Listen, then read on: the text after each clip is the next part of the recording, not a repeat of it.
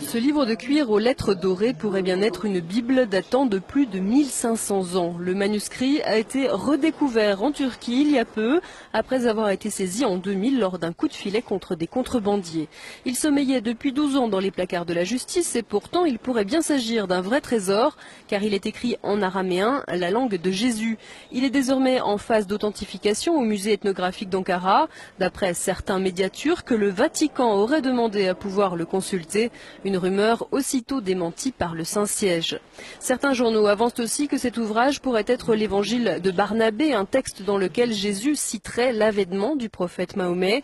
Quoi qu'il en soit, le manuscrit a été placé sous haute protection. Il serait estimé à plus de 17 millions d'euros. Cette Bible soutient que Jésus n'a pas été crucifié, le Vatican est sidéré.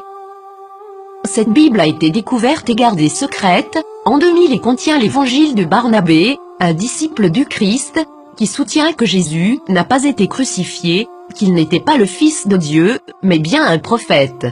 Cette Bible soutient aussi que l'apôtre Paul est appelé l'imposteur, que Jésus a fait son ascension tout en restant vivant et que c'est Judas Iscariote qui a été crucifié à sa place. Authenticité selon les rapports, les experts et les autorités religieuses, à Téhéran, insistent sur le fait que le livre est un original.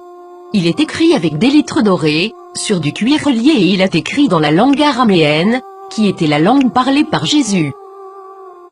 Le texte principal maintient une vision similaire à celle de l'islam, contredisant les enseignements du Nouveau Testament de la chrétienté. Jésus a aussi prédit la venue du prophète Mahomet, qui a fondé l'islam, 700 ans plus tard.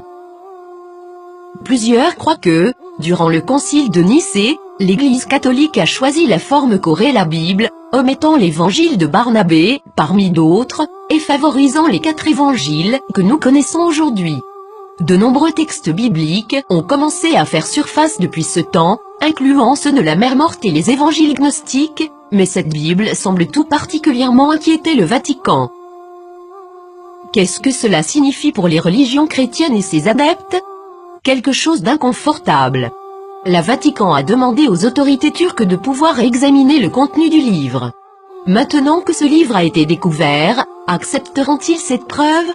La nieront-ils?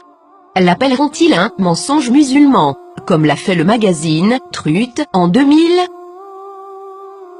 Pour plusieurs, ce livre est un rayon d'espoir et les croyants réaliseront bientôt que l'objet de leur adoration est arbitraire et que tous les textes, spécialement les textes religieux, sont sujets à l'interprétation.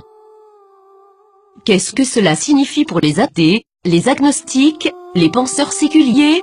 Ce texte est-il réel? Est-il contrefait? Est-ce important? Nous pouvons espérer que cette nouvelle inspirera les religions à se poser des questions, au lieu de pointer du doigt et de tout croire aveuglément. Ne commencez pas à clamer à tous, je te l'avais bien dit. Le plus grand danger de la foi se présente lorsque les gens croient ce qu'ils veulent croire, défendant cette croyance malgré toutes les preuves du contraire, spécialement si les preuves apportées révolutionnent les bases de cette croyance. Et le grand coupable, dans tout cela, est le piège de l'ego, rejeter, critiquer les autres parce qu'ils ne sont pas comme vous. Durant des siècles, la défense de la foi aveugle a mené les nations à la guerre, à la violence, à la discrimination, à l'esclavage et à une société d'automates, et tout cela a été justifié par des mensonges.